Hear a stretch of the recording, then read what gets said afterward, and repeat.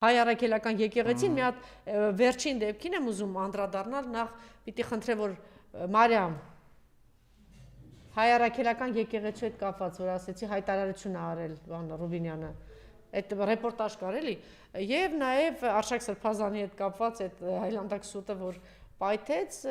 ու նաեւ իհարկե համաձայն եմ, ես ամեն օր դրա մասին եմ խոսում, այնտեղ որտեղ որ կա դիմադրություն, տեսեք, որտեղ որ արդեն սկսեց որ հստակ խոսել ճանապարհների մասին, ընդդիմությունը մի քիչ սկսեց խոսել, վեր կացավ Նիկոլը իրանց բակում ինչքան այն այգուտակի հող կար, լցնում էր իր մեքենան, տանում այդ փոսերն էին, չէ՞, լցնում, դրանով էին զբաղված։ Իհարկե մի ուրիշ այլանդակություն, բայց կապ չունի, ինչ որ բան փորձում էին անել։ Երբ որ արդեն նոր վերջապես քնից զարթնեց Ռոբերտ Քոչարյանի թիմը եւ արդեն անհարմար չեն զգում արասների մասին խոսել, որ 5 անգամ թոշակը բարձրացել, հիմա գալու է ռեալ է, որ գալու է եւ թոշակը կրկնապատկվելու է, առնվազն այդ մինիմում նվազագույն այդ թոշակը գալու է բանը կրկնապատկել, տեսակ ինքը փորձեց ինչ որ մի բան ճիշտ է, էլի խափում է սրիկայությունը, բայց ինչ որ բան փորձում է անել։ Հիմա եկեղեցու հետ կապված, խնդրեմ։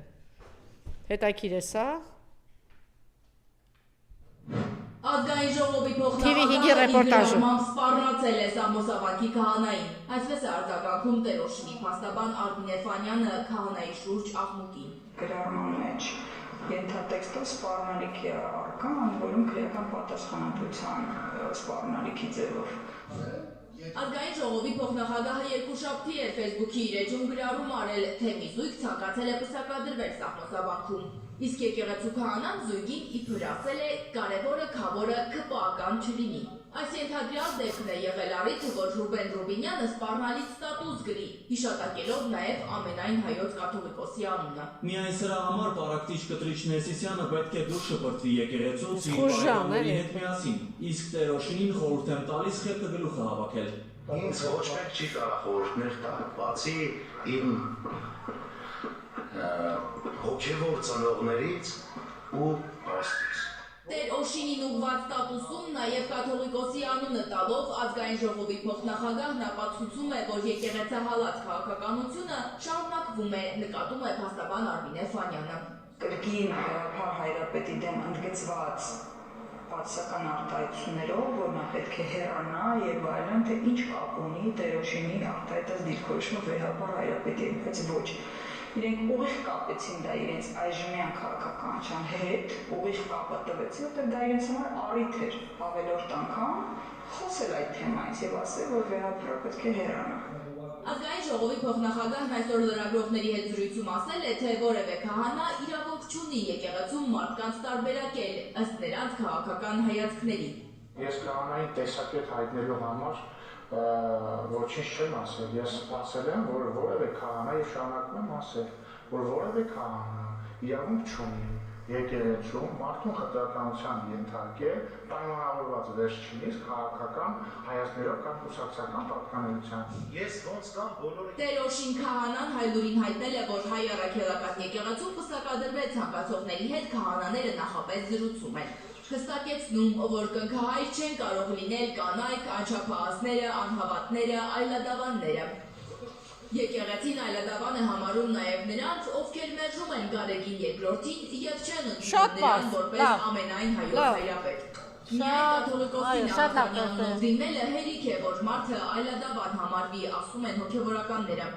Իսկ ԿՊԱ-ականները, այդ թվում ազգային ժողովի փոխնախագահ Ռուբեն Ռուբինյանը, իրենց ֆեյսբուքյան գրառումներում, հարցազրույցներում Գարեգին երկրորդին դիմում են ավազանի անունով։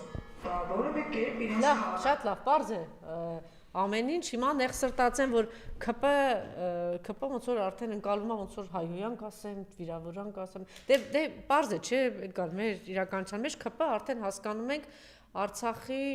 հայաթափություն, Արցախի անկում, ԿՊ հասկանում ենք 5000, 7000 զոհ, ԿՊ ասելով հասկանում ենք 13000 հաշմանդամ, ԿՊ ասելով հասկանում ենք փողոցում քարշ տալ, ոտքերի տակ գցել զոհվածների ծնողներին, ԿՊ ասելով հասկանում ենք Սյունիքի տարածքներ հանձնել, դա Սյունիքի տարածքներն են հանձնել, Գեղարքունիքից են տարածքներ հանձնել, Տավուշից են տարածքներ հանձնել, Վայոց ձորից են։ ՔՊ հասելով հասկանում ենք պղծել հայ առաքելական եկեղեցին, ՔՊ հասելով հասկանում ենք ամեն օր բանտերում նոր զոհեր, սրբազաններ փակված, ՔՊ հասելով եկեղեցու պղծություն ենք։ Ես հիմա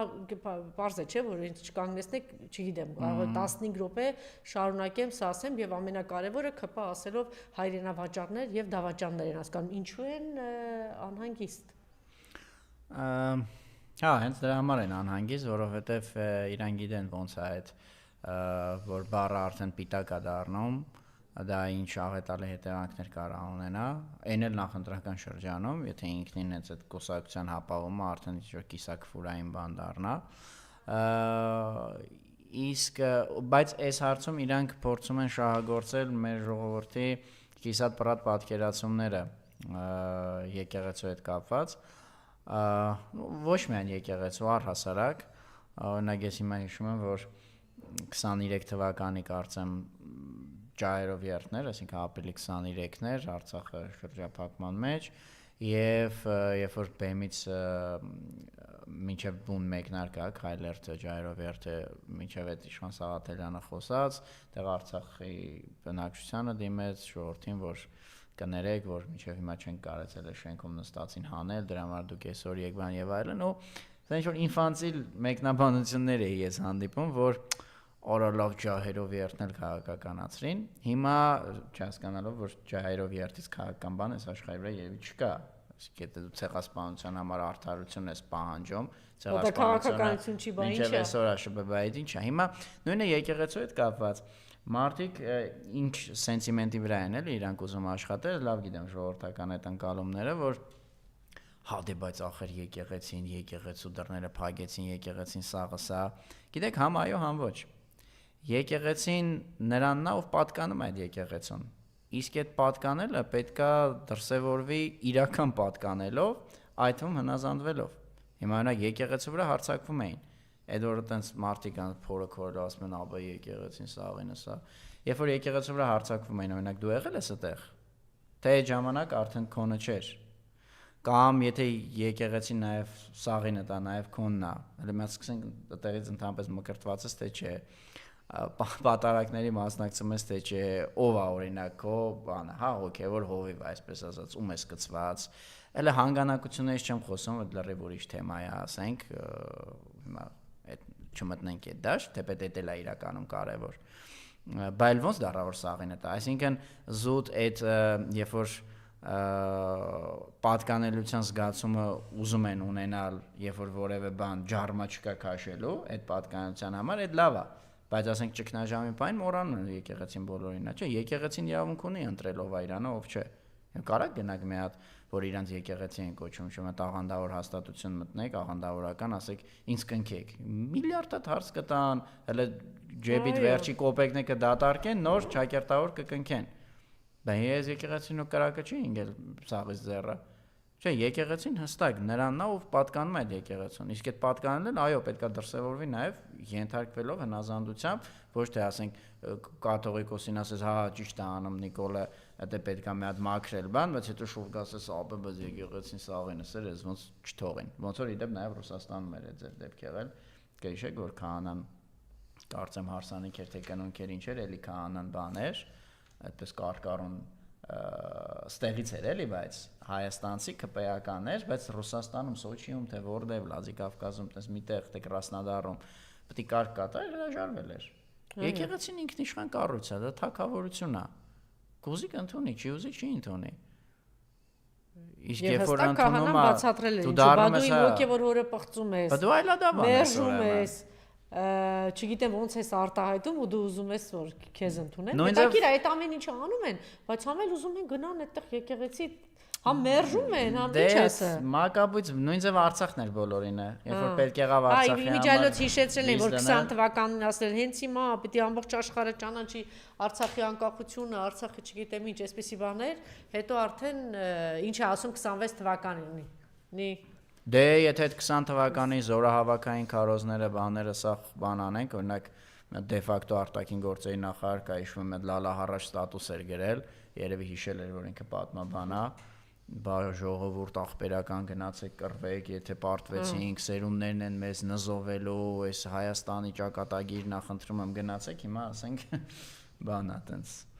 պարզվեց այդ սաղ բավարար Հայաստան էլ չէր, մենք օկուպացիոն Փորձագիտականը պարզեց որ սուտ է, այն ինչ որ խոսում էին Արշակ Սրբազանի հետ, բայց Արշակ Սրբազանը, Բագրատ Սրբազանը, Միքայել Սրբազանը, Մկրտիչ Սրբազանը շարունակում են փակված մնալ։ Բնականաբար պետքա պարզեր որ սուտ է, իհարկե ցանկացած տրամաբանող բանական մարդ հասկանում է, որ այդ կեղծիք է։ Այստեղ ուղղակի ես ուզում եմ հիշեցնել, որովհետև այդ էլ sense մի քիչ լղոզում գնում է, որ Արշակ Սրբազանը հիմա քաղաքալացիալ է, խղճի հալացիալ է եւ անազատության մեջ է շինծու գործով, որտեղ մարկանց մեկ-մեկ թվում է, թե այդ վիդեոների համար, կոպիտ ասած, չեղած վիդեոների համար մարդու վրա ուղղակի շինծու գործ են սարքել, հասկանալով, որ այդ վիդեոների հեքիաթին ոչ մեկը չի հավատում, իբր 18 թվին ինքը ինչ-որ մեկին դրտել է, որ ինչ-որ մեկը մեկին դրտի, ինչ-որ մեկը մեկի ջեբը նարկոտիկ գցի։ Ու չեն գտնում այդ, ասում քննիչները նարկոտիկներ չկա։ Այս մի հատ հիշենք էլի, որ տպավորություն չստեղծի, սրանք երկու տարբեր գործեր են, մի տեղով փորձել են մարդու բարոյական ամբից համբավը բանանել, արատավորել, չեն կարողացել, հիմա փորձում են ոնց որ քաղաքացիական իրավական բանը պատիվ արատավորել։ Փորձաքննությունը նրա մասին է, բայց քրեական գործը նրա մասին չի։ Հիմա մտա տպավորություն չստեղծվի, թե բան են անում։ Արշակ Սրբազանին իբր դատում են բանի համար, հորինած վիդեոների։